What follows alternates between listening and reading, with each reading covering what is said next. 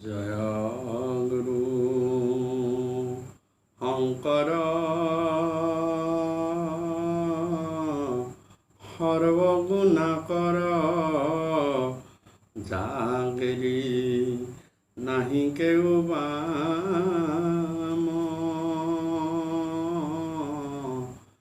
তোহাৰি চৰণ ৰেণু শত কোটি বাৰে কৰো প্ৰণাম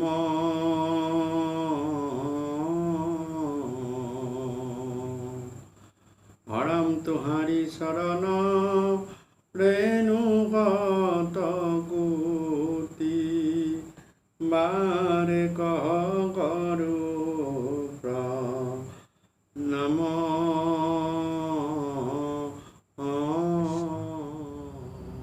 হৰম হৰি নাম কীৰ্তনত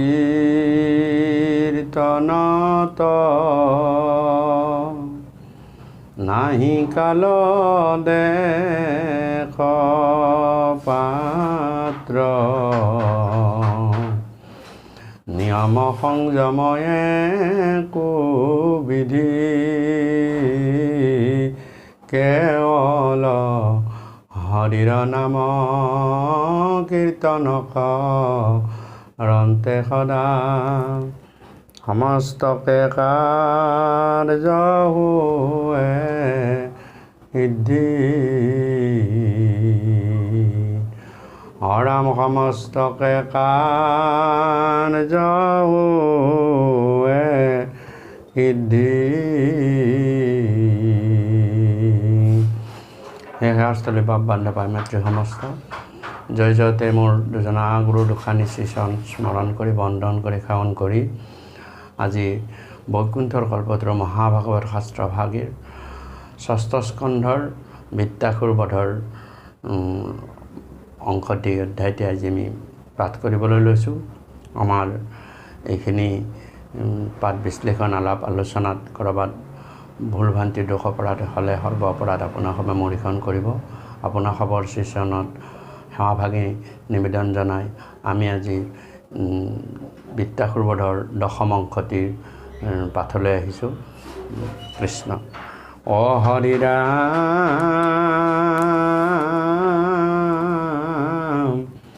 অ ৰাম হৰি ৰাম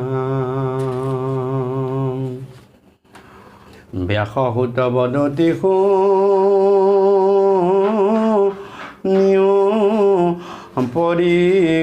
পৰীক্ষিত পৰম পবিত্ৰ ইটো বিত্তৰ চৰিত্ৰ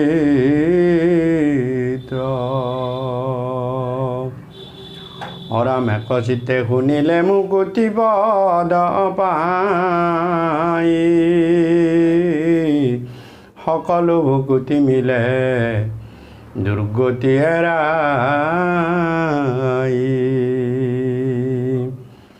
অজেন মতে ইন্দ্ৰে বিত্তে ভৈলে কসমৰ অদ্যপিও কীৰ্তি যাৰ জলে ৰুচিকৰ হেৰাম বজ্ৰহানি যিমতে বধিলা সুৰপতি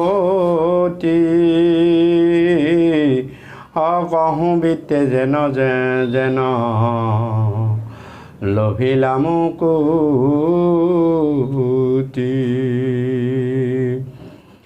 হেৰাম বিজয়তো কৰিয়া মিত্ৰক শ্ৰেষ্ঠ মানি মাধৱক ভুলিলাক ৰুণয় আজ্ঞাবাণী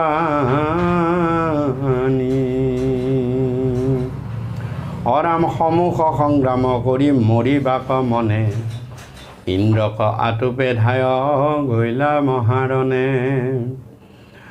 হেৰাম পলয় জলত যেন কৈতৱয় সুৰে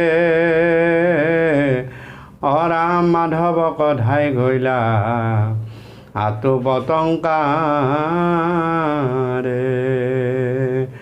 অশেহী মতে হাতে খোল ধৰি ধায় যায় ৰাখা হৰি বুলি দেৱ গণে আছে চায় হেৰাম প্ৰলয়ৰ অগ্নিটো অধিক জলে শূল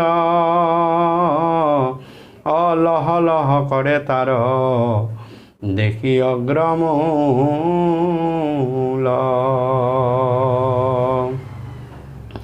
অৰাম ইন্দ্ৰক লাগিয়া বলে হানিলে ক তুলি দিলে কয়া তাক বিত্ৰে হত ভৈলি বুলি হেৰাম আকাশে চলিল যেন গ্ৰহ সঞ্চৰিল জুণ্ড কুণ্ড আশে যেন বাসবে দেখিল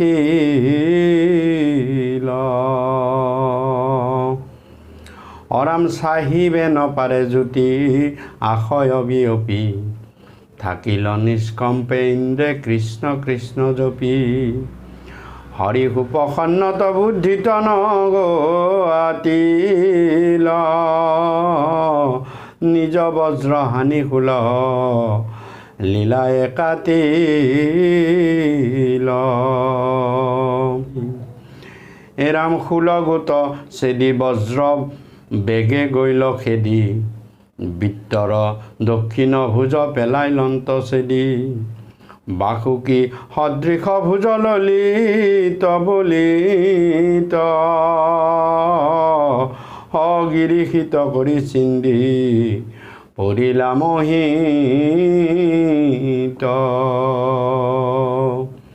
অৰাম তল বল কৰি মহি খণ্ড লৰি গৈল মেৰু মন্দৰৰ যেন শৃংগ ভংগ ভৈল এৰাম বাহু ছেদ ভৈল বীৰ ক্ৰোধে জ্বলি গৈল বাম হাতে তুলি ঘূৰ পৰিষে কলৈল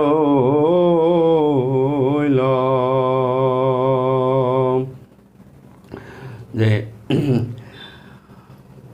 ব্যাসসুত শুক মহামুনিয়ে মহাৰাজ পৰীক্ষিতক ক'বলৈ ধৰিছে বিত্তসুৰৰ এই আচৰিত ভকতি সহিত বীৰ ৰসৰ কাহিনীৰ কথা যে এই বিত্তাসুৰৰ যি ভক্তি বিত্তাসুৰৰ যি ঈশ্বৰ স্তুতি ই অতি আচৰিত যাৰ শ্ৰৱণে মুকুতি পদকো দিব পাৰে এই বিত্তাসুৰ যদিও ভয়ানক ভয়ংকৰ তথাপিও বিত্তাসুৰৰ যি ঈশ্বৰৰ ভক্তি ঈশ্বৰৰ প্ৰতি প্ৰেম ঈশ্বৰৰ প্ৰতি তেওঁৰ সন্মান সেয়া অতি আচৰিত এই বিত্তাসুৰে নিজক জীৱনতকৈও মৃত্যুকহে শ্ৰেষ্ঠ মানি ইন্দ্ৰৰ লগত ৰণ কৰিবলৈ তেওঁ আগবাঢ়ি আহিল আৰু ইন্দ্ৰৰ লগত ৰণ কৰাৰ অৱস্থাতেই বিত্তই অতি তীক্ষ্ণ শূল ইন্দ্ৰলৈ প্ৰসাৰ কৰিলে এই শূল ইমান উজ্জ্বল জ্যোতি ইমান তাৰ শক্তি যে তাক চাই থাকিব নোৱাৰে একমাত্ৰ ভগৱন্তৰ কৃপাত ভগৱন্তৰ ইচ্ছাৰ্থে এই শূল প্ৰতিহত কৰিবলৈ ইন্দ্ৰ সাজু হ'ল আৰু বজ্ৰ মাৰি ইন্দ্ৰই কি কৰিলে বিত্তৰ সেই শূল ভগৱন্তৰ কৃপাত থকা কাৰণে সেই শূল আধাতে ছেদ কৰি পেলালে আৰু ছেদ কৰাৰ পাছত সেই বজ্ৰই গৈ সেইবাৰ বিত্তৰ বাওঁ হাতখন পোনপ্ৰথমে কাটি পেলালে বিত্তৰ সেই শক্তিশালী বাম হাত পৃথিৱীত গিৰিশিত কৰি পৰি ৰ'ল আৰু পৰি ৰোৱাত পৃথিৱী ভূমি কম্প হৈ গ'ল ইমান শক্তি বিত্তৰ সেই ভয়ানক মানে হস্ত আৰু বিত্তৰ সেই বাহুৰ বল গতিকে আৰু বাহু যেতিয়া বাম বাহুটো যেতিয়া ছেদ হ'ল তেতিয়া বিত্ত অধিক খং উঠিল আৰু তেতিয়া তেওঁ সোঁ হাতেৰে পৰিঘ অস্ত্ৰ তুলি ল'লে পৰিঘ অস্ত্ৰ তুলি লৈ তেওঁ কি কৰিলে ইন্দ্ৰলৈ প্ৰক্ষেপ কৰিলে গতিকে এনেদৰে মহাসমৰ আৰম্ভ হ'ল ইন্দ্ৰ দেৱৰাজ ইন্দ্ৰ আৰু বিত্তাসুৰৰ মাজত বিত্তাসুৰে যদিও ইন্দ্ৰক বাৰে বাৰে কৈ আছে যে মই মৃত্যু শ্ৰেষ্ঠ মানুহ আৰু মই বীৰৰ দৰে মৰিব বিচাৰোঁ। গতিকে হে ইন্দ্ৰ, তুমি মোৰ লগত তোমাৰ যিমান শক্তি আছে সৰ্বশক্তি প্ৰয়োগ কৰি মোৰ লগত যুদ্ধ কৰা আৰু ভগৱন্তৰ কৃপাত ভগৱন্তৰ আশীষ ধন্য হৈ তুমি মোক কি কৰা, খণ্ড খণ্ডকৈ মোৰ দেহ কাটি পেলোৱা। তথাপিও বিত্তই নিজৰ বীৰত্ব প্ৰদৰ্শন কৰি কি কৰিলে যে পৰীশ অস্ত্ৰ ইন্দ্ৰলৈ নিক্ষেপ কৰিলে। অ ৰাম হাউৰে বাসৱ তুলি পহাৰিল, কপালৰ প্ৰান্ত ভাগে সন্ধানে পৰিল। হৰাম প্ৰচণ্ড প্ৰহাৰ ইন্দ্ৰ ভৈলন্ত মূৰ্ছিত, হাতৰ উফৰি বজ্ৰ পৰিল ভূমিত। থৰ হৰি কম্পন্ত নাহিকে শ্ৰুতি জ্ঞান, মাধৱৰ বৰতেখে নগৈল প্ৰাণ। হৰাম বিত্তৰ অদ্ভুত কৰ্ম দেখি সুৰনৰে, সিদ্ধ সাধ্য বিদ্যাধৰ গন্ধৰ্ব কিন্নৰে। সাধু সাধু বুলি প্ৰশংসন্ত সবে মুনি, হেন মহাবীৰ নতু দেখি নতু শুনি। বিত্তৰ বীৰত্বক সাধু মহন্তসকলেও কি কৰিছে, প্ৰশংসা কৰিছে। কাৰণ এইকাৰণে প্ৰশংসা কৰিছে যে বিত্তৰ বীৰত্বৰ লগত ঈশ্বৰ ভক্তি নিহিত হৈ আছে। ঈশ্বৰ ভক্তি যেতিয়া নিহিত হৈ আছে, গতিকে সেই বীৰত্বক নিশ্চয় সকলোৱে সাধু বুলি প্ৰশংসা কৰিছে। কাৰণ বিত্তই যি কৰ্ম কৰিছে, যি যুদ্ধ কৰিছে, সেয়া হৈছে ধৰ্ম যুদ্ধ। গতিকেলৈ বিত্তই যি পৰীশ অস্ত্ৰ ইন্দ্ৰলৈ মাৰিছিলে, সেই অস্ত্ৰ গৈ ইন্দ্ৰৰ কপালত পৰিলে আৰু কপালত পৰাত ইন্দ্ৰ এক প্ৰকাৰে বহুত আঘাত পালে আৰু আঘাত পাই ইন্দ্ৰৰ বিত্তৰ সেই অস্ত্ৰৰ প্ৰভাৱত তাৰ হাতৰ যি বজ্ৰ আছিল সিও বহু দূৰলৈ ছিটিকি পৰি গ'ল আৰু থৰহৰি কম্পমান হৈ ইন্দ্ৰই তাতেই ঢলি পৰিল। একমাত্ৰ কৃষ্ণৰ কৃপা থকা কাৰণে ইন্দ্ৰৰ প্ৰাণ নগ'ল। কৃষ্ণৰ কৃপাত তেওঁ ইন্দ্ৰ জীয়াই থাকিল যদিও একেবাৰে কি হ'ল, আঘাতপ্ৰাপ্ত হৈ ইন্দ্ৰ ঢলি পৰিল। ও হৰি ৰাম, ও খনেকে মৰন্ত ইন্দ্ৰ ইহাৰ প্ৰহাৰে, ৰাও চাও হৰিল সমস্তে দেৱতাৰে। হাঁহৰি বুলি সবে কৰে হাহাকাৰ, ইন্দ্ৰৰ বৈলক্ষ্যে তিনি লোকৰ অধিকাৰ। কটু বেলি চেতন লোভিল দেৱৰাজ, হাতত নাহিকে বজ্ৰ দেখি ভৈল লাজ। হেৰাম পৃথিৱীত পৰি আছে নলন্ত তুলি, দেখি বিত্ত শত্ৰু মুখ হাসিবে কবুলি। অদেখি বিত্তে বুজিল ইন্দ্ৰৰ অভিপ্ৰায়, হাসিয়া মাতিল বিত্তে বাসৱ কচায়। হেৰাম ধৰিও ক বজ্ৰ লাজ এৰা সুৰ পাল, শত্ৰুক জিনিও নুহি বিষাদৰ কাল। তৈলোক মধ্যত যত আছে বীৰ অচয়, সৰ্বকালে কাহাৰো ন ভৈলৰ নজয়। তৈলোক ঈশ্বৰ এক মাধৱত বিনে, সৰ্বকালে ৰণজিনী আছে কোন জনে। ব্ৰহ্মাই আদি ত্ৰিভুৱন যাহাৰ অধীন, যাৰ আজ্ঞা ধৰি পৱৰ তন্তৰাত্ৰি দিন। সবাকে চলন্ত সেই কালৰূপে হৰি, যেন পক্ষী নচুৱাৱে ৰংগে দিয়া জৰি। যে ইন্দ্ৰৰ হাতৰ পৰা যেতিয়া বজ্ৰ ফৰি পৰিল তাকে কিছু সময় পিছত ইন্দ্ৰই চেতন পাই দেখিলে যে বজ্ৰ কিছু দূৰত উফৰি পৰি আছে। কিন্তু বৃত্ত সন্মুখত আছে। তেওঁ দেখিছে যে কেনেকৈনো সেই বজ্ৰ তুলি লৈ হাতৰ পৰা উফৰি পৰা অস্ত্ৰ তুলি লোৱাটো এজন মানে ক'ব গ'লে পৰাজিত বীৰৰ লক্ষণ নহয়। তেওঁ হাতৰ পৰা যি অস্ত্ৰ পৰি গ'ল তেওঁ পুনৰাই সেইটো তুলি ল'ব নোৱাৰে বা ল'লে সেইটো বৰ লজ্জাজনক কথা এজন বীৰৰ কাৰণে।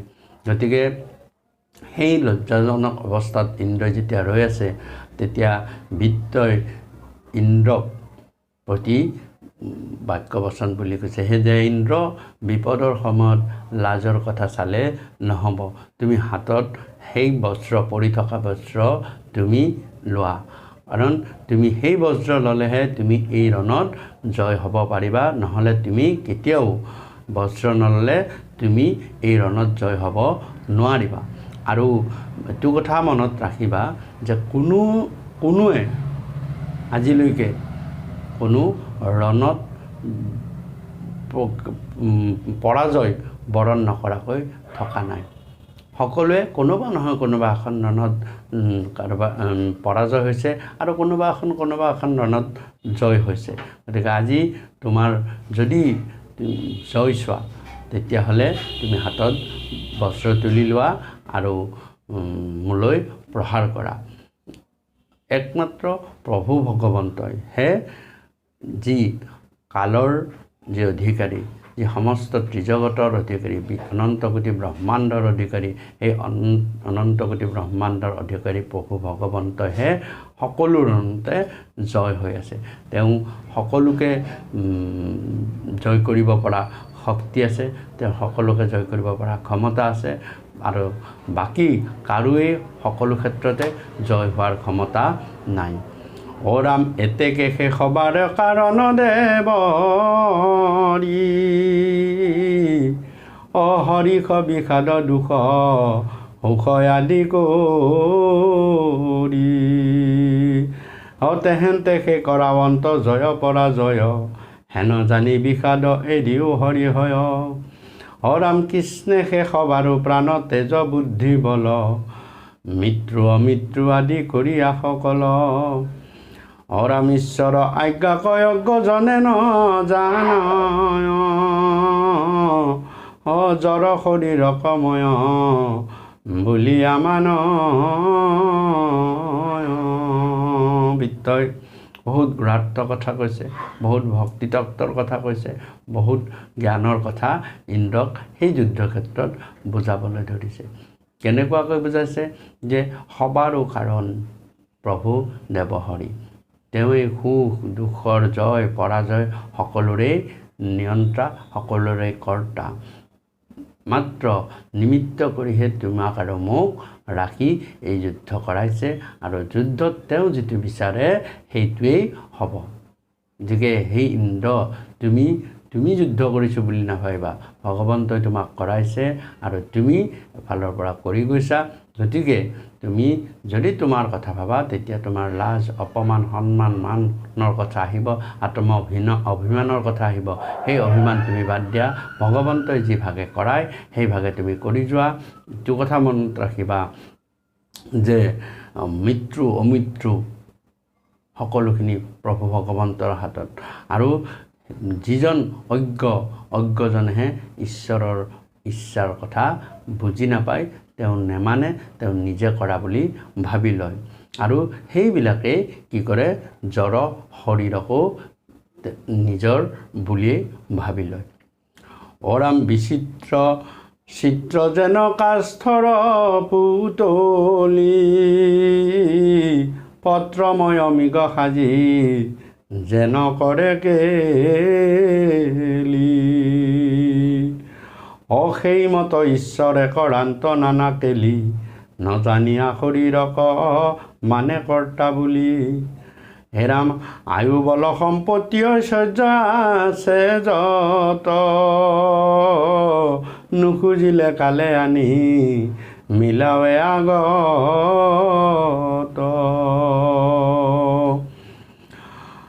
ৰাম ঈশ্বৰেহে জয় পৰাজয়ক হৰাম জয় পৰাজয়ক জানিবা সেহি নয় ঈশ্বৰেহে কৰ্তায়াত আন নাহি কয় হে ৰাম কীৰ্তি অকীৰ্তি সুখ দুখ জয়া জয়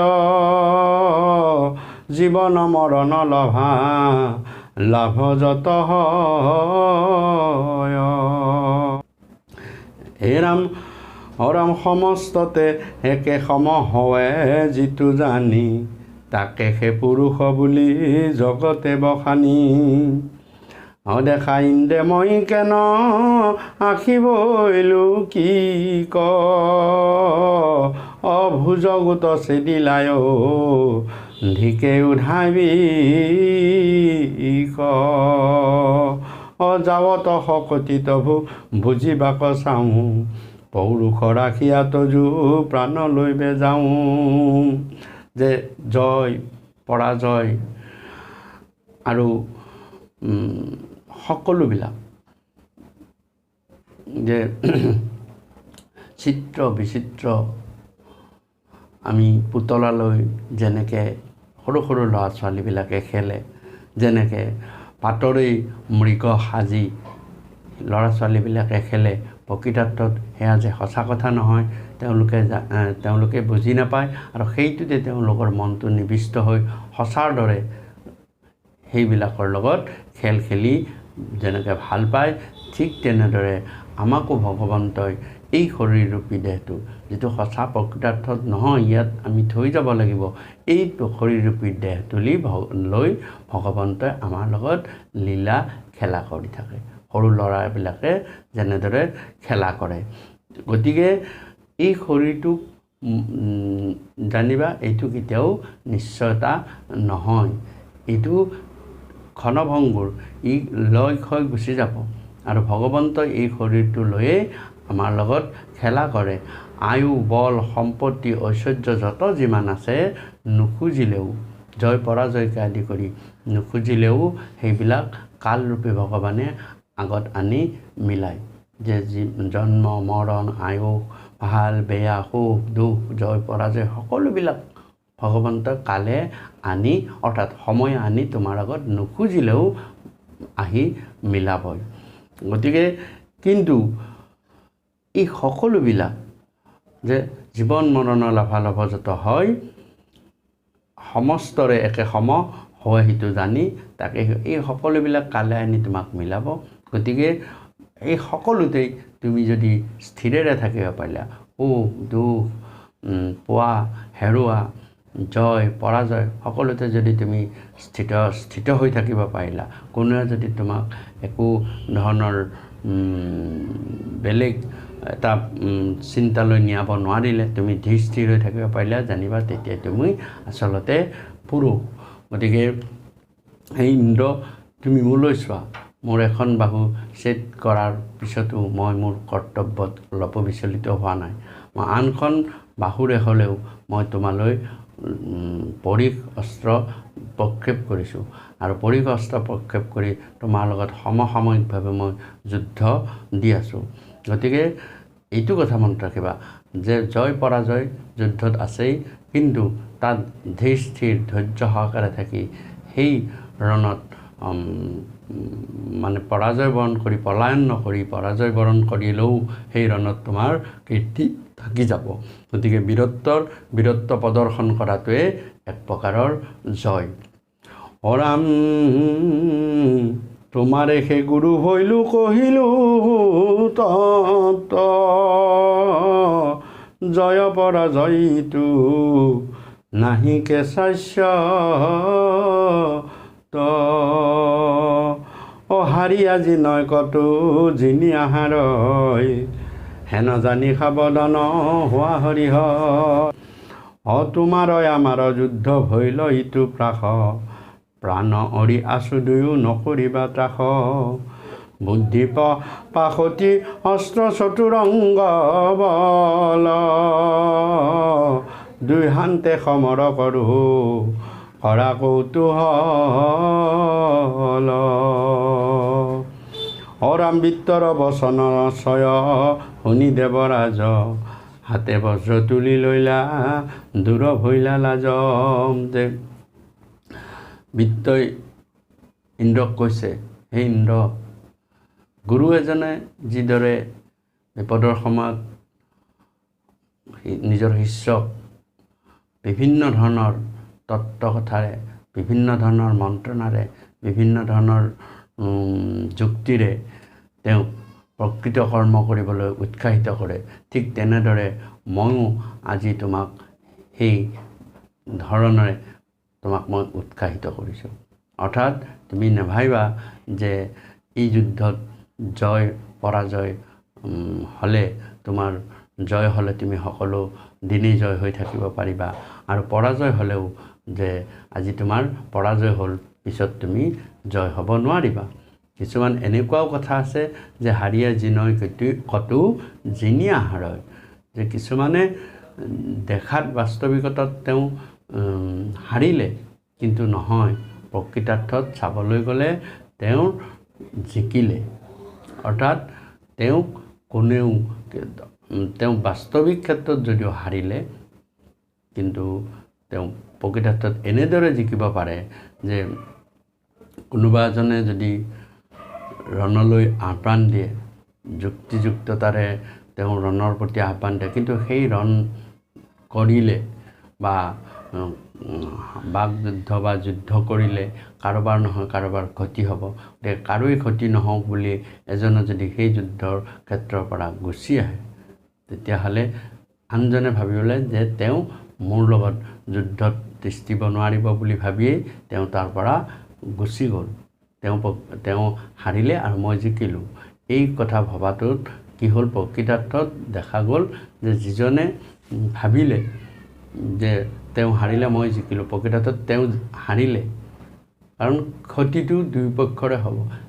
এওঁ কি কৰিলে যে যুদ্ধত অৱতীৰ্ণ নহয়, তেওঁ ক্ষতি কাৰো নহওক বুলি তাৰ পৰা গুচি আহিলে, আহি তেওঁ প্ৰকৃতাৰ্থত তেওঁ কি কৰিলে, ৰণত জিকি আহিলে। ক্ষতিটো তেওঁৰো নহ'ল আৰু আনজনৰ ক্ষতিটোকো তেওঁ সুৰক্ষা কৰিলে। আনজনে কি কৰিলে যে জিকিলে, কেনেকুৱাকৈ জিকিলে, যে তেওঁৰ লগত যিহেতু ৰণ নিদিলে গতিকে জিকিলে বুলি ভাবিলে, কিন্তু যদি ৰণ দিলেহেঁতেন দুই পক্ষৰ ক্ষতি হ'লহেঁতেন, তেতিয়াহ'লে সেইফালৰ পৰা এওঁৰ হাৰিলে, অৰ্থাৎ তেওঁ জিকি গুচি গ'ল আৰু এওঁ হাৰি গ'ল। আকৌ কিছুমানে ভাবে কি যে জিনিয়া হাৰয়,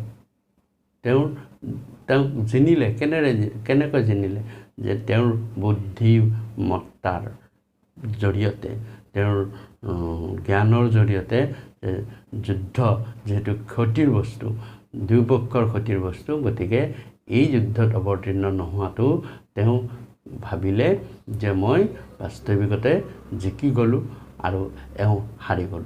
গতিকে এনেদৰে জিনিয়া হাৰয়। গতিকে সেই ইন্দ্ৰ, যুদ্ধ যেতিয়া আমি কৰিছোঁ দুয়োপক্ষৰে ক্ষতি হ'ব, মোৰো এখন বাহু যেনেকৈ গ'ল, তুমিও আঘাত পালা, গতিকে এই হাৰাবিলাক আমি জয় পৰাজয় ভগৱন্তৰ কৃপাত হ'ব। গতিকে তুমি তোমাৰ কাম যুদ্ধক্ষেত্ৰত কৰি যোৱা আৰু ময়ো মোৰ কাম যুদ্ধক্ষেত্ৰত কৰি যাম। গতিকে এনেদৰে বিত্তই ইন্দ্ৰক উৎসাহিত কৰিলে, আৰু উৎসাহিত কৰাত ইন্দ্ৰই সকলো লাজ ভয় পৰিত্যাগ কৰি সেই যুদ্ধক্ষেত্ৰত কি কৰিলে, যে আকৌ হাতত বজ্ৰ তুলি ল'বলৈ আগবাঢ়ি গ'ল, আৰু ইন্দ্ৰই হাতত বজ্ৰ তুলি ল'লে। তাৰপিছত আৰু প্ৰচণ্ড যুদ্ধ আৰম্ভ কৰিলে। হে হৰস্থলী বাপ বান্ধৱাই মাতৃ সমস্ত, আমি আজিৰ এই বিদ্যাসুৰবোধৰ 10ম খণ্ডটি আমি ইমানতে সমাপন কৰিছোঁ। আমাৰ শতকোটি ভুল অপৰাধ সমস্তখিনি আপোনাৰ সবাই মৰিখন কৰি সৰ্বানন্দে আমাক কৃতাৰ্থ কৰিব। কৃষ্ণ কৃষ্ণ কৃষ্ণ কৃষ্ণ। হৰাম কৃষ্ণৰ চৰিত পৰম অমৃত, আতপৰে নাহি আন, কোটি কোটি যজ্ঞ জপতীৰ্থ দান, ৰেণু কোনো হে সমান।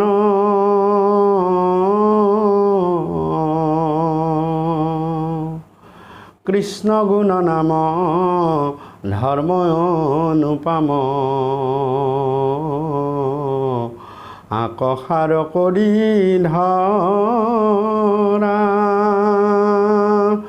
আন দেৱ ধৰ্ম দূৰতে তেজিয়া কৃষ্ণত ভকতি কৰা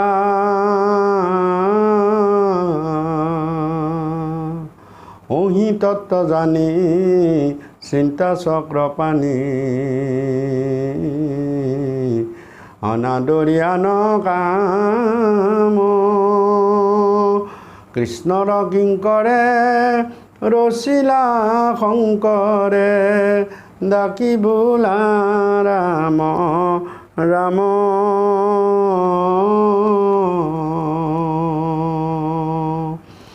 কৃষ্ণৰ কিংকৰে ৰচিলা শংকৰে ডাকি বোলা ৰাম ৰাম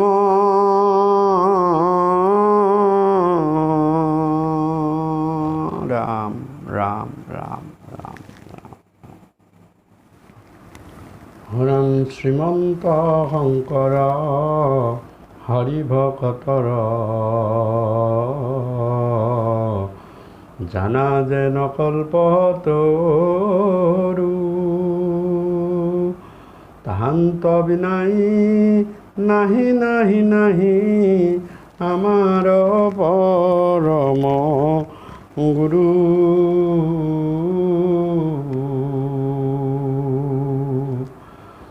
তাহান্ত বিনাই নাহি নাহি নাহি আমাৰ পৰম গুৰু